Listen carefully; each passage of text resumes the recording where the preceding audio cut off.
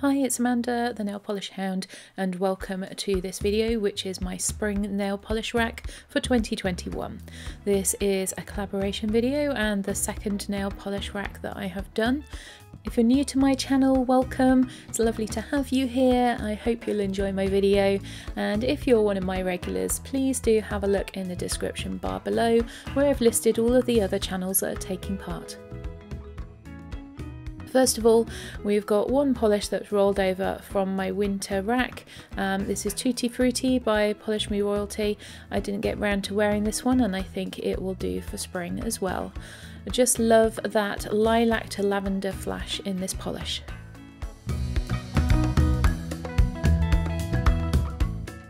My next category is some old favourites that I wanted to pull to wear over spring so that I can show them some love.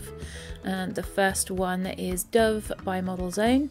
I really love these speckled egg polishes. I've not seen them for sale in ages, and Model Zone don't exist anymore. So really looking forward to enjoying this one, but I do wear them sparingly. I really like the selection of glitters in this polish, and of all the speckled egg type polishes, I think these ones are my favourites. My next selection is Sprinkles by 90, which by its name is a classic choice for spring.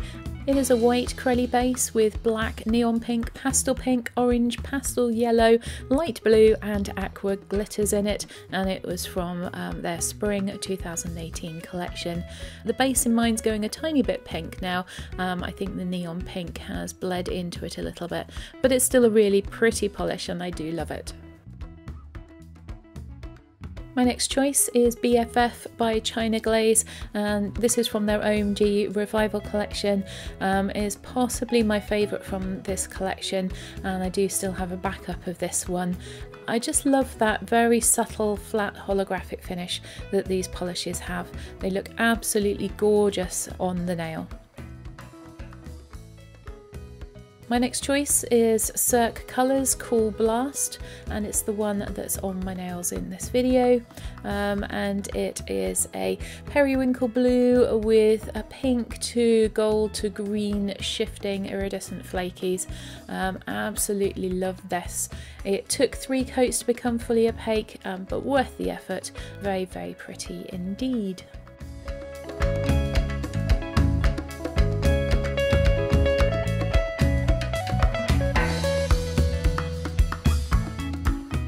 Next we have one of my choices from my faves for spring video, which was the last video up on my channel. Any of those polishes that I have already worn as a manicure I am not including in this video, but this is one of the ones that I had only swatched on 4 nails, so I do want to wear it as a full manicure. It's a lovely purple polish with that shimmer in it that just sparkles. Do love this one, and I'm looking forward to wearing it again. This is probably a little bit more of a transition polish from spring to summer, so I'll probably wear it a little bit later in the season.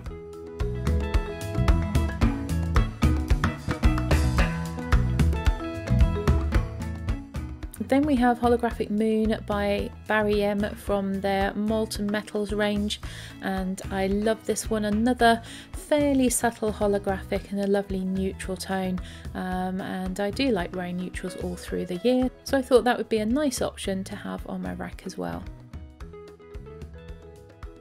And finally in this section we've got Magic by Ada's Nails. This is a beautiful topper crammed full of iridescent shifting flakies, and this one looks particularly beautiful over the top of pastel polishes, so that's the reason that I've pulled it out to wear over the top of some of the other polishes that I have put into my rack.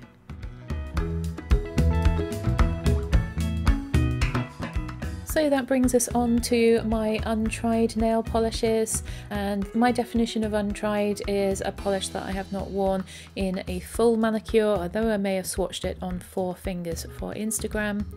And the first one I have is this Sally Hansen Sugar Coat.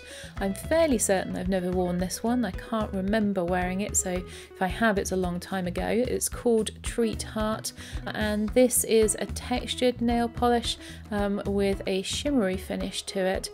And I bought 2 of these when I was trying to find a substitute for a discontinued China glaze.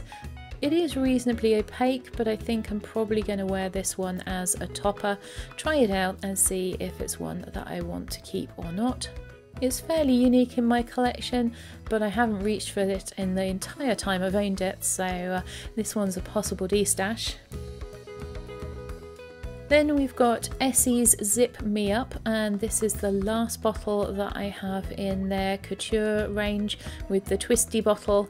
I'm not a fan of this bottle shape. It's quite aesthetically pleasing to the eye, but it doesn't fit into your drawers or on a rack easily, and it's not nice to hold and to use when you're doing the manicure. So I was hoping I might destash this one, but looking at it in the bottle, it's extremely pretty, so it possibly will have a reprise. Then we have another China glaze that is new to my collection, and it is from the Spring Arrangement collection. This one I think is a very popular one. It's called Show 'em Who's Blossom, and I know that this one was in George's Spring nail polish rack as well, so I'm looking forward to wearing it. I love these kind of muted out pastel colours. I'm not a massive green fan, but there's a surprising amount of green in my nail polish rack this year. Another one from that Sugar Coat collection by Sally Hansen. This is Royal Icing, and I think I've worn this one as an accent nail once, but not in a manicure. This one has got a little bit more interesting sort of pink to chartreuse shift in those glitters. So I think this one might end up being kept. Next we've got another one from my faves for spring, and this is Petrichor by Polished for Days. I did wear this one for the swatch picture, but I haven't worn it as a manicure, so I'm looking forward to trying this one again and trying to find a suitable base to pair it with so that I don't end up using too many coats and using this pretty polish up.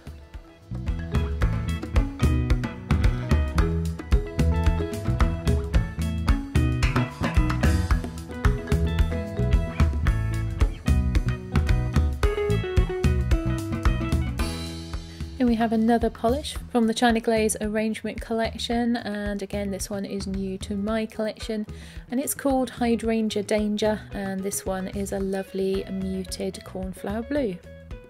Just the sort of colour blue that I really like to wear, so I'm looking forward to trying this one out. Formula on the one from this collection that I have worn already, Lavender, was really good, so I'm hopeful for the rest of them as well. Next we have a recent destash purchase. This is Maddie by Ada's Nails, and it is a thermal polish. I really like the base colour of this one. It's lilac in the cold state and pink in the warm state, and I have done a swatch stick of a mani that I intend to use this polish for, which you can see in the corner there, which does show that thermal transition.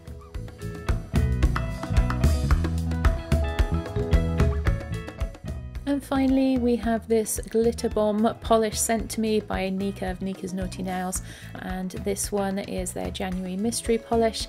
I'm really looking forward to wearing this one, trying it out as an accent nail, and I think it could go with a few of the other polishes that I have picked for my spring nail polish rack. My next selection is polishes that I'm thinking might be possible destashes. I want to wear them to make sure before I get rid of them. And the first one is from Ada's Nails. This is a very old thermal polish, so I don't know if it will still transition. And this one is called Amethyst Sky. I do remember really liking this when I wore it the first time, and if in its cold state it is that pretty pink with the fine holographic glitters in it, then I think I will probably still keep this one. And from that same collection we have another thermal. This one is a very, very pale green. It's called Green Flash, and again has those very pretty fine holographic glitters in it. So it is unique in my collection, and again if I do like it in the cold state on my nails, I will keep it because they tend to go to their cold state when they stop transitioning.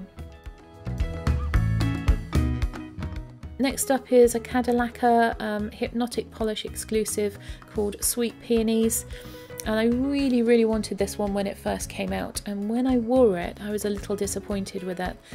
However, since then I have grown to really love these type of flaky polishes, so I'm going to wear it again, and I suspect it may well stay in my collection. And that's the scary thing about destashing, that a couple of years ago I think I would have let this one go, but I suspect I will now want to keep it. And finally we have got Minted by Revlon, and I put this one in my backups drawer because it was very similar to a Maybelline polish, Green with Envy, that I had. It's a little bit more of a blue-green than the Maybelline polish was, and they don't generally suit my skin tone as well. And finally, I always like to put a few of my project polishes into my seasonal rack to make sure that I continue to wear them. And the first one that's going in this time is Xena by Ardous Nails. It is a pale grey, and I know that I'm likely to use this as a base for nail art, and I love wearing grey anyway, so I'll probably get quite a bit of use out of this one. Then we've got Indian Ocean by Model Zone, and if you've seen any of my recent videos you're probably sick of seeing this polish. I have grown to love this one. As you can see, there's not much left in this one now, so I'm looking forward to using that with some of my other polishes. And finally we've got this mini topper by Cuccio. It's called Illumination, and I haven't really worn this one at all yet, and I think again it may well go with a few of the other colours that I have chosen. So there you have it. My polish rack is a little smaller than some people's, but still a reasonable size. 23 polishes in total that I would like to try and wear over spring. Hope you've enjoyed this video. If you have, please like and subscribe, and I hope I will see you in the next one.